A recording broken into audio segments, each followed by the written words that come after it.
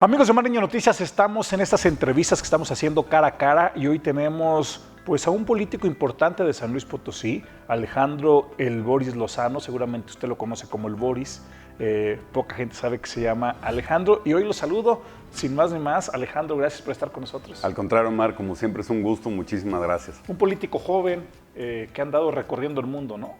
Pues yo no sé si joven, pero todavía ahí estamos arañando sí, joven, pues es que somos de la misma edad. Entonces sí, muy joven.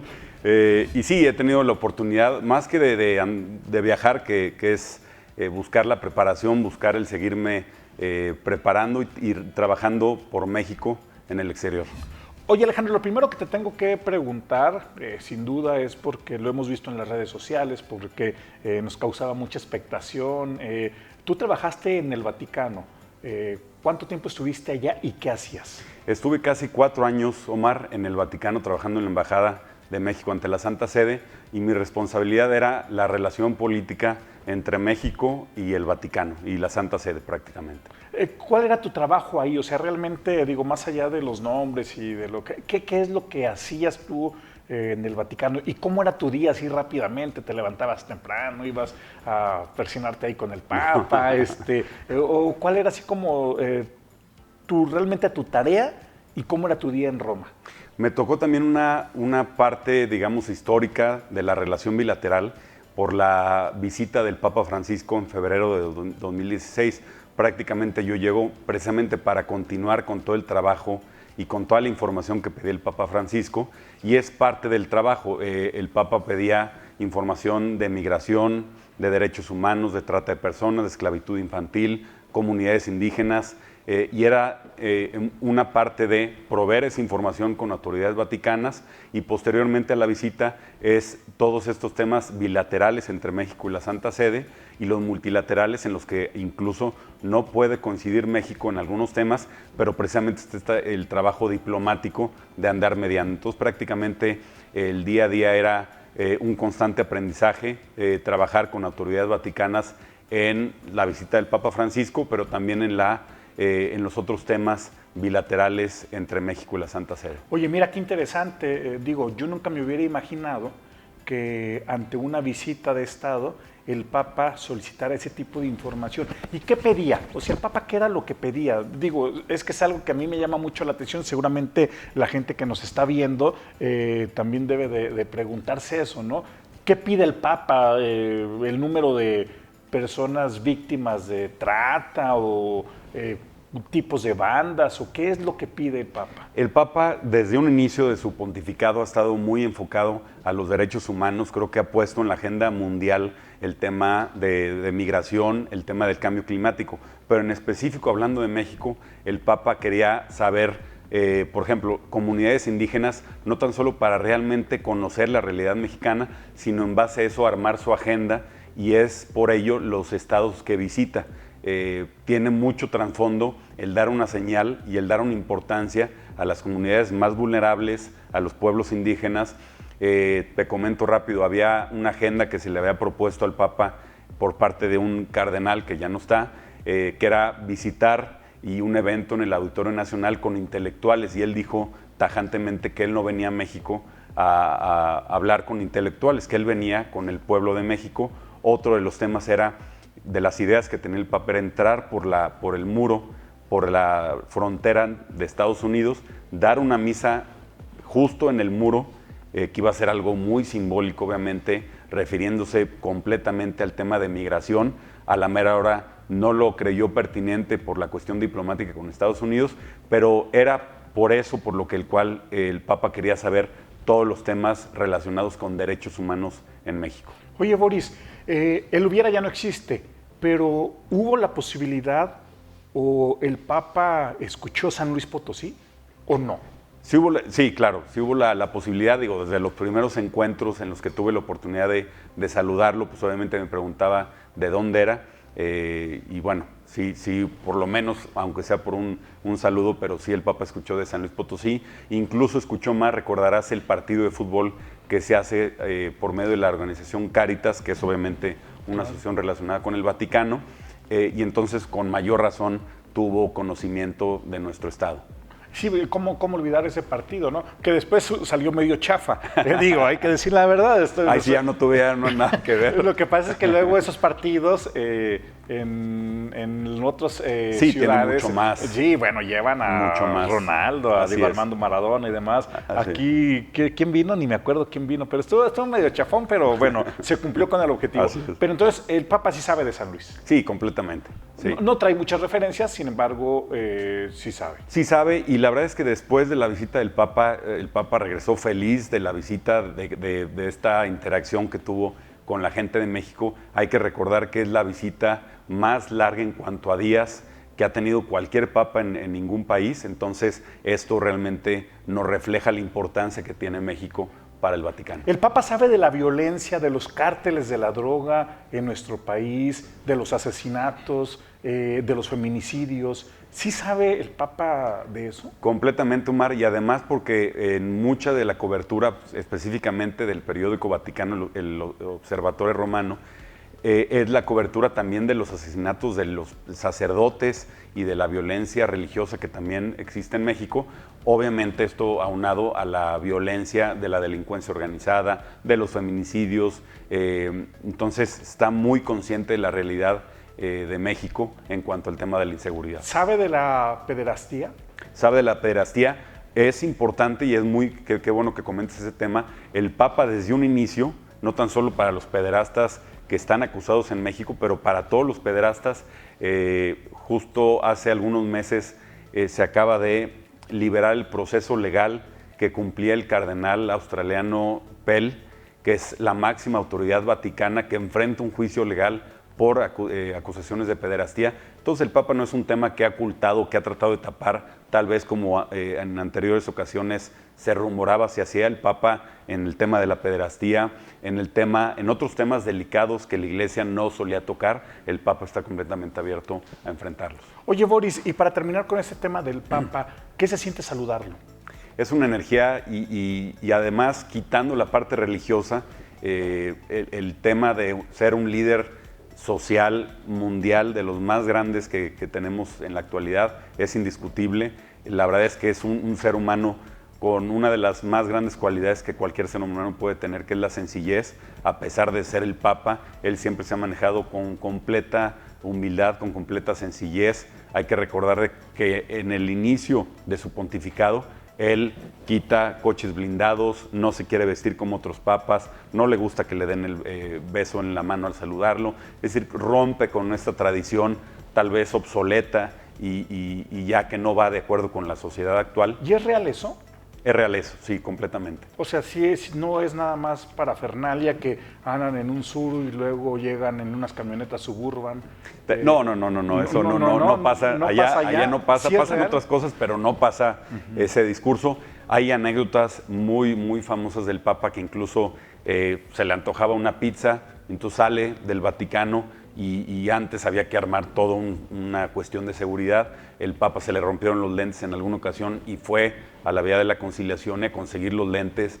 En fin, una serie de anécdotas que te reflejan realmente la humildad. El simple hecho de no vivir en el Palacio Apostólico como los anteriores papas, que yo lo conocí y es una ofensa, por decirlo de manera muy respetuosa, a los ojos de la nueva actualidad, que es pues, de mucho más austeridad, y ahora vive en Santa Marta, que está dentro del Vaticano, pero es un cuarto mucho más sencillo y al lado de todas las monjas que están viviendo en el Vaticano.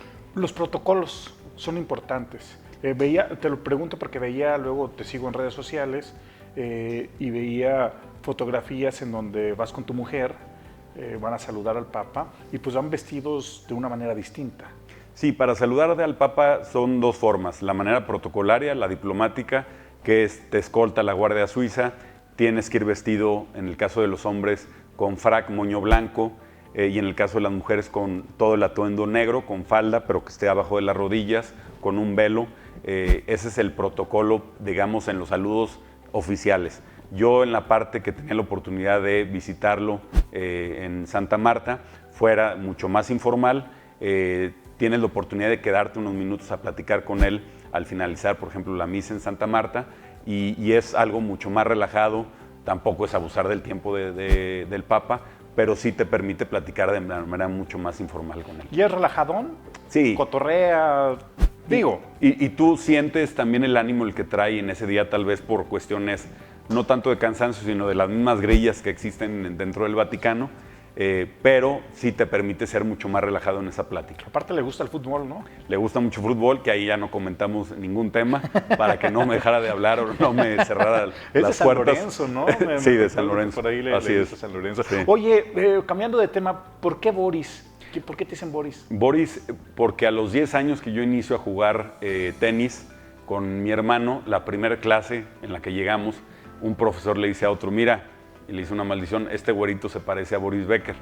Y de ahí no hubo manera en la que me quitara yo el apodo de Boris. Fue un apodo que se registró incluso en la boleta hace 8 años, en la boleta de diputado local, y pues bueno, ya no hubo manera de quitármelo. Oye, Boris Becker era buen tenista, ¿no? Él sí era bueno, él sí triunfó. Yo meramente aquí le intenté, pero sí, pues Boris Becker es una. Pero estamos de las hablando leyendas. también de hace. Sí, de hace ya, bueno. 30 años. Así es. Sí, él se retiró hace 20 años. Sí, digo, a mí siempre he querido jugar tenis, pero la verdad es que nunca me he animado. Sí, estoy medio güey como para eso. Yo jugaba fútbol, pero me acuerdo de Boris Becker, pero yo le iba a Agassi. Agassi, Sí. Pete Sampras, toda Pete esa Sampras camada. siempre me cayó mal, fíjate, pero Era nada más más, de verlo. sí. Pero... Y ahora tenemos pues a toda la camada de Roger Federer, de Djokovic, de Nadal, que ya son personas de 38 años, son más grandes que nosotros, Omar, pero que obviamente se saltaron una generación y que siguen ganando y son los que siguen dominando el tenis actual. Uno de mis camarógrafos, no sé decir cuál, pero uno de mis camarógrafos dice que juega tenis. Digo, dice. Se y ve, luego se- dice que le va ¿a quién? A Federer, Sí, no, sí, no. el más grande de la historia. Yo creo que le gusta. Como juega, ¿verdad? Pero bueno. Oye, Boris, además de tenis, ¿qué juegas? Actualmente corro y porque es lo que me ha permitido el tiempo. También disfruto mucho el andar viendo los paisajes en San Luis. Corro en valles. Cuando voy a recorridos, invariablemente corro. En el altiplano, corrí en Redle 14 al Cerro del Apache. Corrí en Tantocob, que está impresionante, en Ciudad Valles. En fin, corro donde esté y bueno, ese es el deporte que actualmente practico. Ok, hacemos una pausa nada más para agradecerle a mi amigo Alejandro Pérez, dueño de Marial, que gracias a él tenemos esta escenografía. De verdad, vayan a las tiendas, hay descuentos, muchos descuentos hay ahorita en estas mueblerías, bueno, casi en todo porque está reactivando la economía con eso de la pandemia, pero aproveche para, mire, la verdad es que están bien cómodos. No me gusta mucho el color porque como de los Pumas azul y oro, pero no había blanco y rojo, yo que le voy a las Chivas, pero vaya, no, están bien cómodos, están aparte se ven bonitos. Vayan a tiendas Marial en sus sucursales. Aquí les voy a dejar la dirección ahorita, está saliendo aquí el cintillo para que cualquier mueble, cualquier cosa que necesite para arreglar su casa, vayan ahí con el buen amigo Alejandro Pérez de Marial. El gusto de volver a casa, ¿cómo no se acuerda de esa cancioncita? No, ya está la frase, sí, claro. Fue muy Y un tipazo, muy Alejandro típica, Pérez. así es. Sí. Saludos al buen Alex. Oye, Boris, ¿quieres ser gobernador? Sí, respetando la ley electoral Sí, claro. y cuidando los actos anticipados, pero sí quiero ¿quieres ser gobernador. Sí. ¿Alcalde? No, Alcalde no quiere. ¿Diputado? no. ¿No vas a negociar?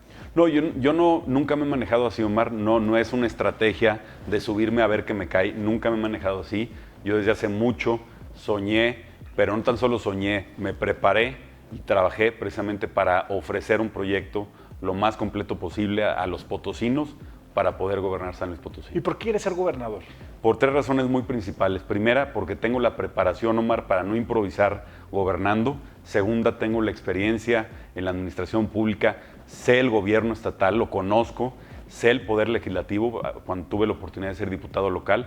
Y porque me he preparado y he trabajado representando a México en el exterior, lo que me ha permitido ver precisamente qué políticas públicas pueden servir para San Luis, pero lo más importante de todo, porque tengo la honestidad, Omar, y tengo una verdadera convicción por mi país y por mi estado. Oye, pero hay muchos tiradores en el PAN.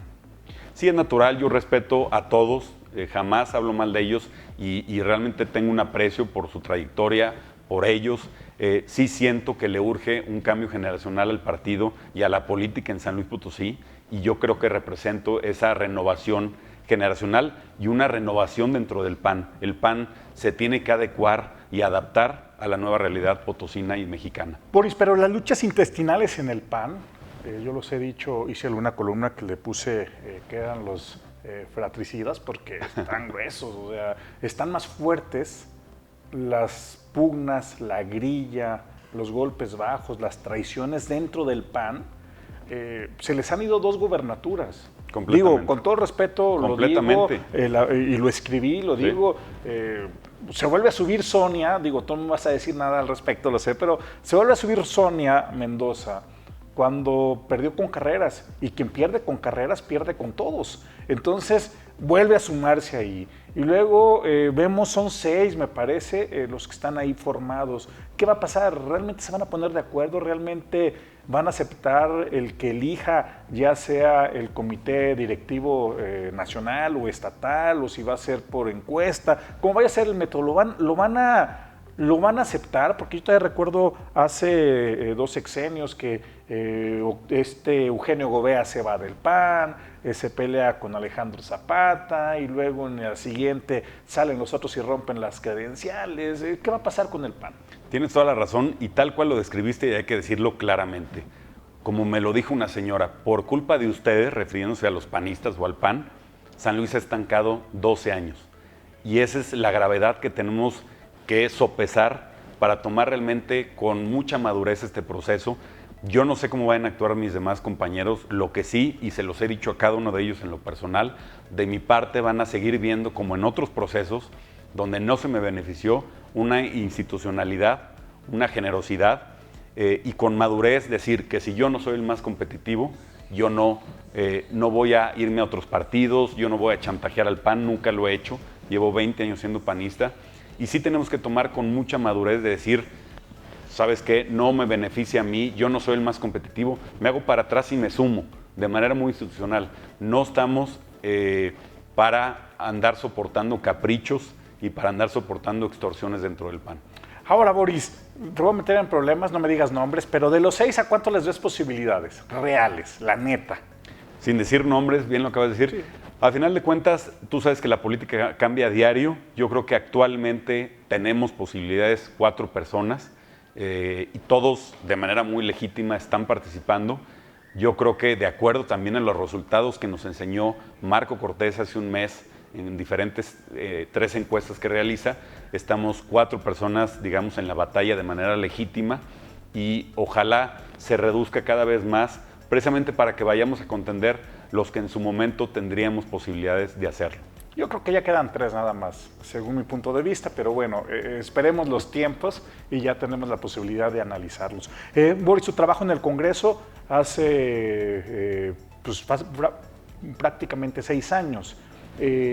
¿Cuáles son las iniciativas que serían tu carta de presentación ante la ciudadanía para decirles, pues quiero ser gobernador y yo he hecho esto y voy a trabajar sobre esto? Es fundamental lo que mencionas, porque no tan solo es llegar a un puesto, es llegar a un puesto, y lo más importante es qué resultados sacaste de esa posición y esa oportunidad que te dio la gente.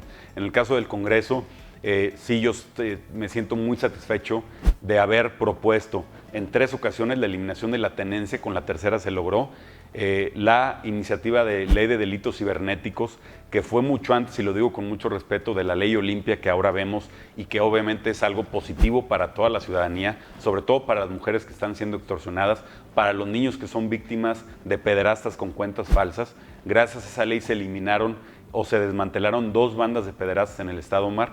La ley de protección animal doméstico, porque tenemos que adecuarnos y ser una sociedad mucho más civilizada en cuanto al trato con nuestras mascotas. La nueva ley de desarrollo económico, que le dio certeza jurídica a empresas como la BMW y otras empresas que encuentren beneficios al instalarse en San Luis Potosí. La ley de inclusión de personas con discapacidad del sector educativo y la eliminación de la figura del arraigo. Ya en San Luis te pueden detener y torturar en una casa ahí que tenga la ahora fiscalía, precisamente para saber si eres culpable o no. Ahora, hasta que sí se te demuestre la culpabilidad, ya se te puede retener. Ahora, y te lo digo con mucho respeto, porque lo he visto, lo he escuchado, y es lo que está en el ambiente. Ser un chico Harvard y ser un chico pues güero, con ojos verdes, que pocos hay en San Luis, ¿juega en tu contra?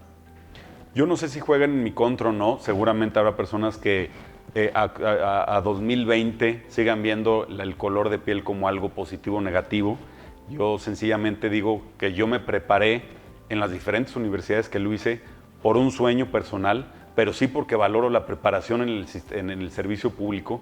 No podemos improvisar, Omar, en el servicio público como lo estamos viendo ahora en el gobierno federal. También lo hice por un sacrificio y fue una cuestión de una decisión familiar muy importante por el caso de la última maestría, porque fue invertir todos mis ahorros, Omar. Fue una decisión de familia, yo tengo 2 niños chiquitos y fue moverlos, fue el cumplir este sueño de manera conjunta como familia. Yo sí quiero que mis niños vean que si luchas por tus sueños se cumple. Y en el caso de la preparación, que no se malentienda, yo de las personas que más admiro son mis abuelos, que no tuvieron la oportunidad de estudiar, pero que se partieron la madre desde niños, precisamente para sacar a su familia adelante o ayudar a su mamá. Entonces no es una cuestión de, porque te preparaste en cierta universidad, eres de una tal manera. Siempre va a ser más importante, Omar, más que un título, va a ser más importante ese jornalero que se levanta a las 5 de la mañana en una comunidad en Tanlajas para ir a la milpa, trabaja de 6 de la mañana a 6 de la tarde y le pagan 100 pesos. Es mucho más, tienen mucho más aprendizaje de personas como ellas o como el señor que quema la basura en San Antonio, una comunidad también en San Antonio, en la Huasteca, y que recibe 70 pesos por trabajar más de 14 horas diarias. Es mucho más valioso eso que cualquier título de una universidad. Pero sí se necesita preparación para gobernar un estado. ¿Qué maestría tienes? Esta fue en administración pública, hice una en gestión pública también y estoy por concluir una en reducción de la pobreza, que es de los ejes principales de lo que sería este proyecto en un futuro. Harvard es una universidad donde tengo entendido que entran muy pocos aspirantes de todo el mundo. Metes tu solicitud, haces tus exámenes y te dicen si quedas o no quedas, no entra cualquiera. Es un proceso que te lleva, a mí me llevó 9 meses preparar la aplicación, son más de 8 ensayos, es comprobar obviamente el idioma y en el caso que también creo que hay esta percepción de que tú entras pagando, es completamente falso eso, al contrario, de mis mejores amigos que están de allá, son personas también que soñaron con estudiar, que les costó mucho o fueron becados, entre el 4%, justo en el año pasado es donde más solicitudes se ha recibido en la universidad, más de 5,000 personas intentaron ingresar a esta maestría y solo aceptan al 4%. Entonces, el 4%. Así es. ¿Qué tipo de maestros tuviste? De todos, tú vas escogiendo tus materias de acuerdo a lo que te quieras enfocar, pero también fue una gran satisfacción, Omar, en ese sentido, porque fueron personas que yo admiro desde hace muchos años, que yo leí desde carrera. Amartya Sen, por ejemplo, que fue de los precursores y el creador de la teoría de que no la economía se mide únicamente por números económicos, sino también por el bienestar, sino también por cómo se siente esa persona en un país.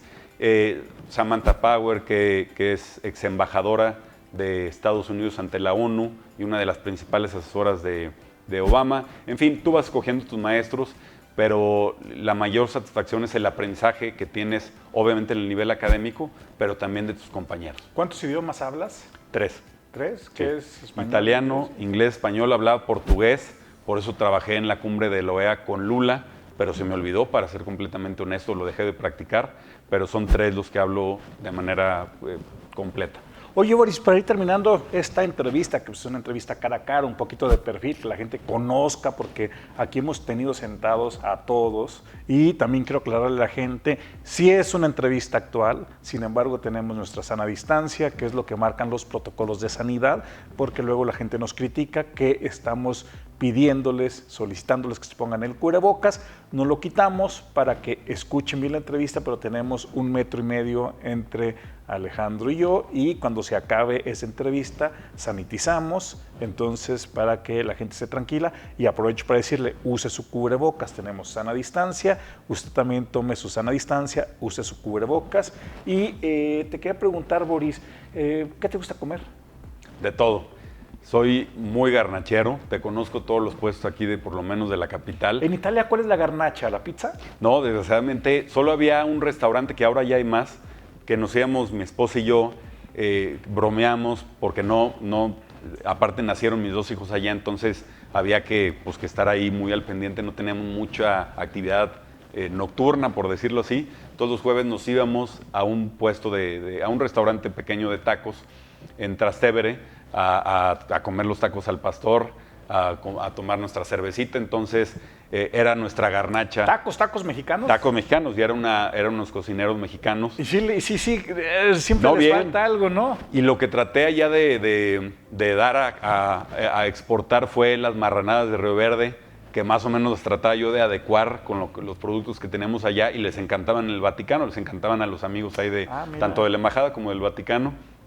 Pero sí, aquí me conozco cualquier puesto de tortas, tacos y lo que te encuentres. Es que luego, a mí me pasó cuando estuve en Rusia, que sí había comida mexicana, pero la hacen con los productos de aquel allá. país, y Así sí es. cambia, o sea, Así dices, es. no es el mismo toque, uno anda buscando la mantequita, Sí, anda pero buscando la salsita, a lo que más llegan allá es el Tabasco, y eso sí. Sí, si bien te va. Si bien nos Sí, va, sí, ¿verdad? sí. ¿Y la pizza qué tal se come por allá? Bien, muy bien. Digo, la verdad es que comen muy rico. Algo que se resalta, Omar, nada más aprovechando rapidísimo, es los italianos cuidan mucho a sus productos locales. Precisamente por eso la dificultad de encontrar otros productos de otros lados. Ellos únicamente venden aceite italiano, vino italiano, pasta italiana. Es el mejor ejemplo, de los mejores ejemplos a nivel mundial, de cómo un país protege a sus productores locales. Oye, les fue mal con el COVID.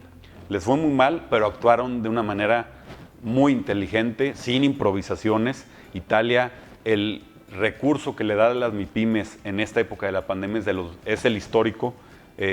Fueron más de 400,000 millones de dólares que le invirtieron a sus MIPYMES, siendo una economía, digamos, muy parecida. Italia está en la posición número 11, México en la 15, y México dio 1,000 millones de dólares a las MIPYMES. Por eso la cantidad de desempleo y por ende la ola de inseguridad que estamos por vivir.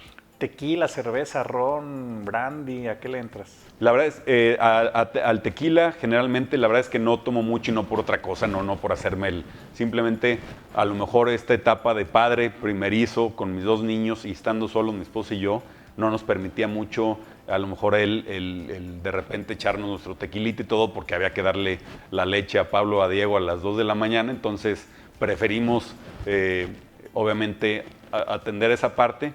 Pero sí, generalmente el tequila y el mezcal creo que es lo que más me gusta. Y por supuesto el potosino. Boris, para terminar, ¿qué te pareció el informe de gobierno de Andrés Manuel López Obrador? Pues la verdad es que, y no por ser oposición, pero una burla, no estamos precisamente no estamos viviendo en el país que él dijo que estamos viviendo. Precisamente lo de la pandemia vino a exponenciar esta improvisación tan grave, que no tan solo han costado desempleo, sino están costando vidas. Se actuó de una manera completamente irresponsable. Creo que el que sigamos jugando y se sigan burlando de nuestra inteligencia, como lo del avión, como diferentes cosas, lo del detente para detener al coronavirus, que el coronavirus se detiene con honestidad, que no hay corrupción, cuando vemos en el mismo Morena los casos tan rampantes de corrupción que hay. Obviamente es muy distante lo que dijo el presidente de la actualidad que estamos viviendo. Del 1 al 10, calificación para el Güero Carreras. Yo creo que 8 o 7, precisamente se ha tenido que adecuar a las condiciones que le han puesto el gobierno federal, hablando exclusivamente de la pandemia. Dentro de lo que cabe, el gobierno federal, el gobierno estatal sí ha tratado de apoyar lo más posible a las MIPYMES, pero obviamente falta en el esquema de la seguridad. Evidentemente, creo que es el principal eje que tenemos aquí en San Luis Potosí que nos afecta. ¿Qué posibilidades, la última pregunta, qué posibilidades ves que el Partido Acción Nacional pueda volver a gobernar San Luis Potosí el próximo año con la visión que existe, ¿no? De que Morena puede arrasar con todas las votaciones? Va a depender mucho más qué candidato abandere al PAN. Y ahí sí puedo decir, basado en una necesidad ciudadana de renovar la política, de ver caras nuevas y sobre todo de presentar un proyecto con preparación, con experiencia. Ojalá en ese caso podamos nosotros demostrar, como ya lo hicimos en la Diputación local, que sí podemos ser lo más competitivos. Alejandro, pues muchas gracias. Yo espero que cuando se den los tiempos, cuando haya ya precandidatos, pues que estemos aquí todos los precandidatos del PAN y también después los del PRI, los del Verde me tienen miedo, todos, menos los del Verde, porque esos no tienen cabida en San Luis Potosí, pero bueno, ojalá y ahora que haya precandidatos, pues nos enfrentemos a un debate serio. Totalmente. Con los candidatos que digan qué le ofrecen a San Luis Potosí, porque ya en medio de la pandemia ha llegado el tema electoral, ya estamos a muy pocos días, algunos, un mes y poquito más, para que comience el ajetreo político y nos va a llevar aproximadamente 6-7 meses. Serán unas campañas diferentes por la cuestión de la pandemia. Completamente. Habrá que ver cómo se va a ir desarrollando y pues ojalá, la mejor es de las suertes. Hablaremos de política más adelante. Esta es una entrevista solamente tenía mucho tiempo de no verte. Tuvimos una reunión, tuvimos una cita a la que no pude llegar en Roma después de mi mundial porque me dejó el avión. No pude llegar allá, pero me da gusto pues tenerte aquí de regreso. Me hubiera gustado más entrevistarte allá, sin duda, con una pizza. No se me dio. Lo más que conocí de Italia fue el aeropuerto de Roma. No pude salir, pero bueno, ya no estuvo en nuestras manos. Pero algún día volveremos para allá. Yo te agradezco muchísimo, Omar. Aprovecho para saludar a los demás aspirantes y compañeros. Yo siempre me he referido de una manera muy honesta con ellos y me encantaría tener un debate, una plática con ellos, como siempre es un gusto. Te felicito, Omar, porque eres de los periodistas que innovan y se renuevan constantemente. Felicito a todo tu gran equipo. Gracias. Y siempre es un gusto estar aquí contigo, Omar. Pues gracias. Al contrario, Omar, muchas gracias. Amigos de Milenio Noticias, él es Alejandro Lozano, Alejandro del Boris Lozano, ya lo escuchó, es lo que puede ofrecer, lo que nos ha dicho, su experiencia y demás. Y aquí hemos presentado muchas entrevistas y como siempre lo digo, la mejor opinión es la de usted. Y nos vemos en la próxima.